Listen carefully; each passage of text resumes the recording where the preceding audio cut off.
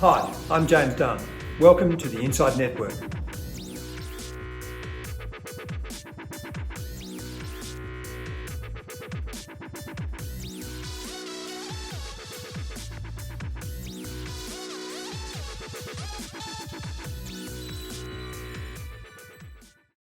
Welcome to INDepth, and my guest is Eric Bramoulle, CEO of Amundi Southeast Asia. Welcome, Eric.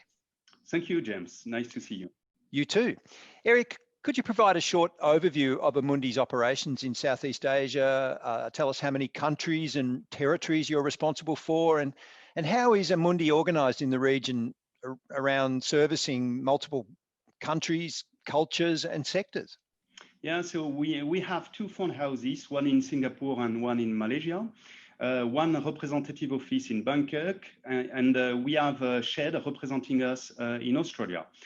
So our customers goes from Papua New Guinea on the east to India on the west, Cambodia on the north to New Zealand on the south.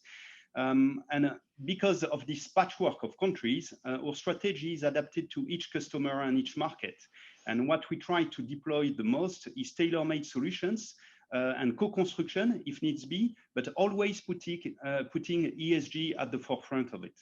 With so many moving parts in that wide-ranging geographical region, Eric, leadership would no doubt be of the utmost importance, and particularly in Asia. Could you provide some insight into your leadership style and approach?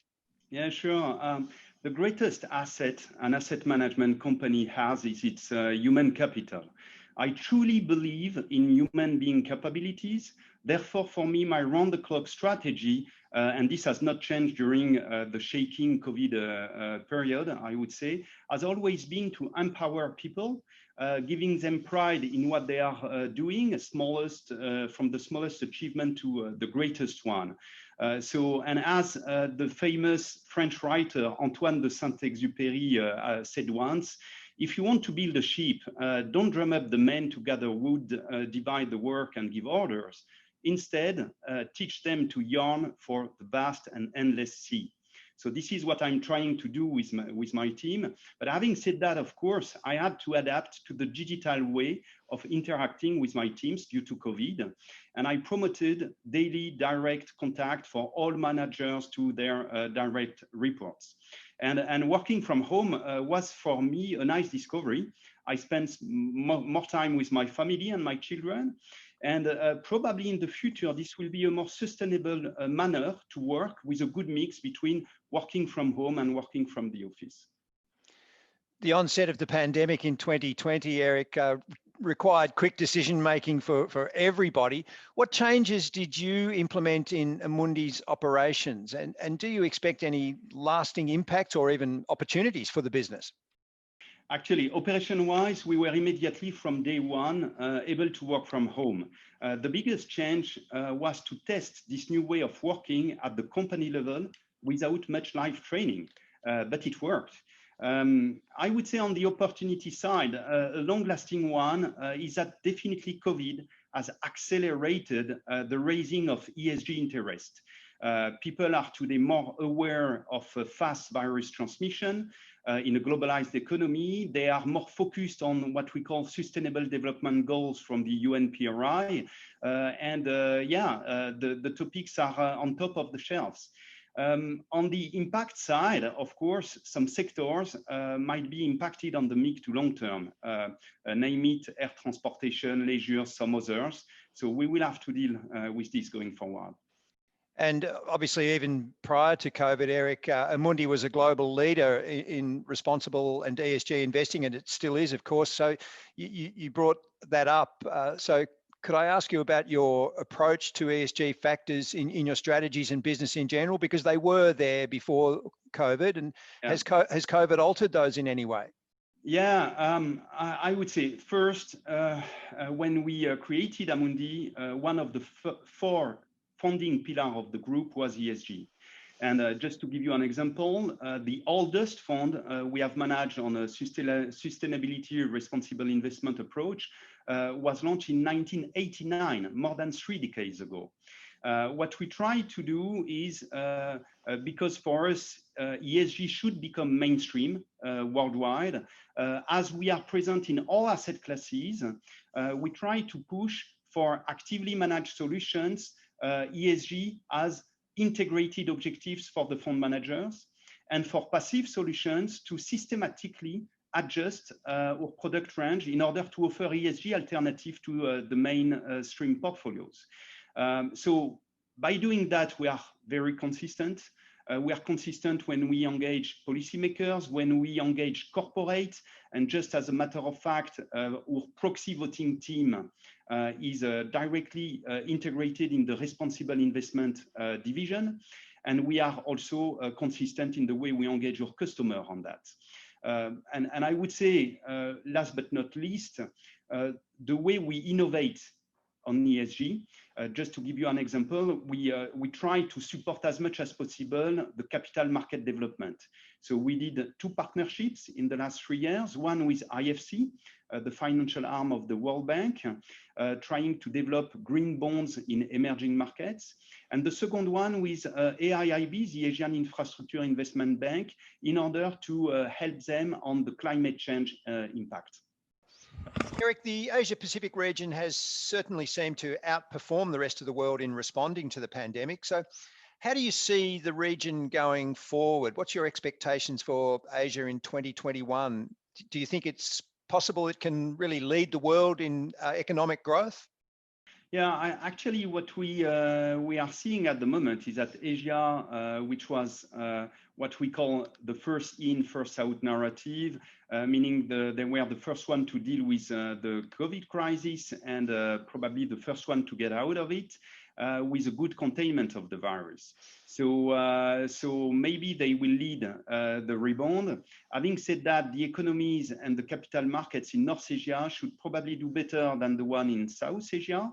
Why? Because with the prospect of the Green Deal, South Asian economy with oil export could be negatively impacted.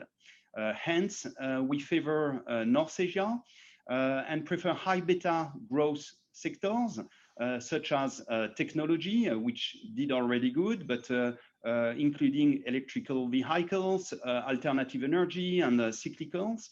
Also, banking stock could benefit from a higher rate environment going forward in the region. If you look at equities market, China, Taiwan, South Korea should see higher earnings than the others. And in Asia fixed income, we expect further spread compression and prefer investment grade to high yield credits. But if we make a small focus on China, China is definitely well positioned in the context of the recovery, virus containment wise, economic recovery, policy boosters. So China is going to be more and more relevant as a structural long-term winner on the aftermath on the crisis. And keep in mind, they just issued their 5-year plan with a target that implies 4.7% real GDP growth for the next 15 years, up to 2035. So in this plan, the domestic consumption should become the leading growth engine for China. So this is a very strong one, and self-sufficiency in high-tech sectors will be another focus. So we do expect R&D expenditures to rise at a quicker pace with more spending in basic research. Eric, I understand that Amundi is expanding its presence into.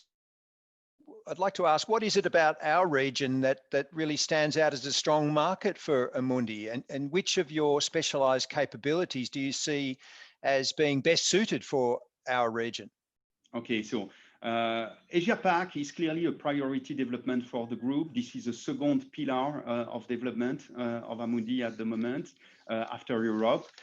So we keep chasing partnerships and prospects in the region. If I focus more on Australia, we showcase a lot those days our ESG expertise, and you know your country is moving a lot into this direction.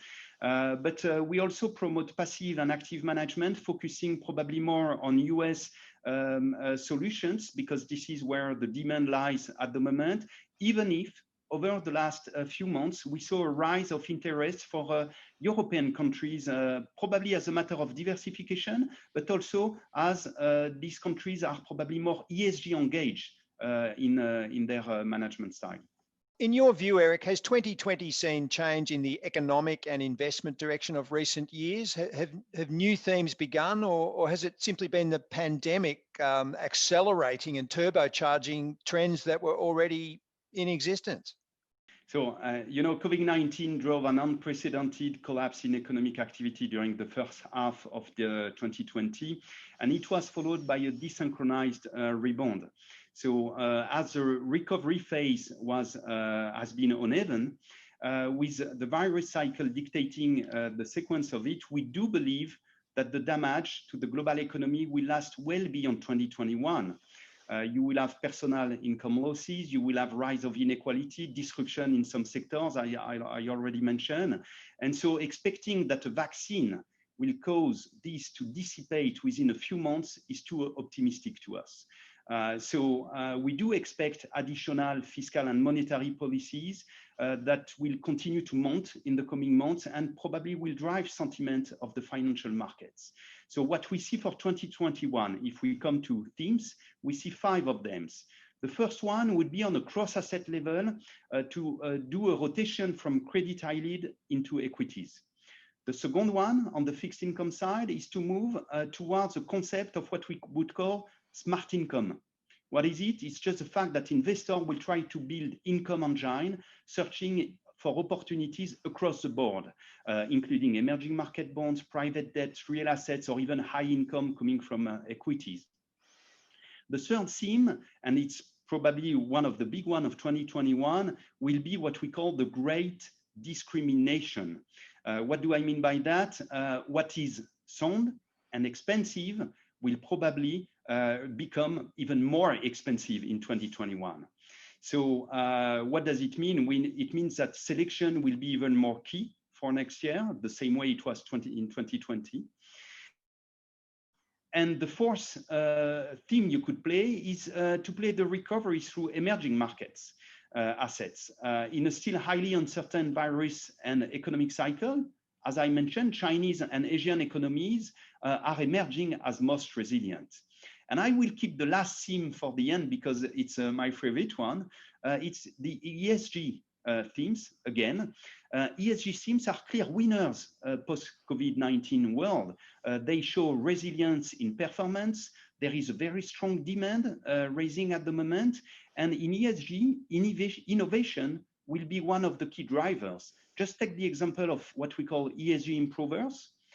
Today, you can detect opportunities for the companies where the ESG premium is not yet fully priced. And just as a matter of fact, we just launched a European, a US, and a global ESG equity improvers funds on this field. So which sectors, countries, and regions, in light of those themes, do you expect to benefit most? I would say ESG will be across the board. I mentioned the sectors previously on the most IT-oriented, cyclical-oriented, but when it comes to ESG, and as you are looking for the premium coming from the improvement of the companies, all the sectors can improve. And so you can find value in all of them. Eric, deglobalization and self-sufficiency seem to be buzzwords as 2020 comes to an end. So what impact will evolving supply chains have on Asia, in your opinion? Not an easy question, James. As I said previously, a big country like China will push and is pushing on self-sufficiency development at the moment. But if you look at smaller countries that we have in South Asia, they will have no choice but to keep implementing probably policies that are more predictable and collaborative by many aspects across the region. So this is, I think, the way it will move forward in the new environment. Eric, Amundi has partnered with Shed Enterprises to work with Australian investors. Can you tell us how this partnership came about and what you're seeking to achieve through the Shed partnership? Yeah, this came from the fact that Europe and the US are quite remote from Australia. So we were looking for a new partner on the ground, which could make us and our customer benefiting from a larger team support on various topics, such as customer services, sales representation, but also PR. And we found in Shed the very suitable partner, which ticked all these boxes with long-lasting experience on the ground and a very dynamic team. This has been In Depth with Eric Bramoulle, CEO of Amundi Southeast Asia. Thank you, Eric, for your time. Thank you very much, James. And I wish all of you a very good end of year. Joyeux Noël to you too. Thank you.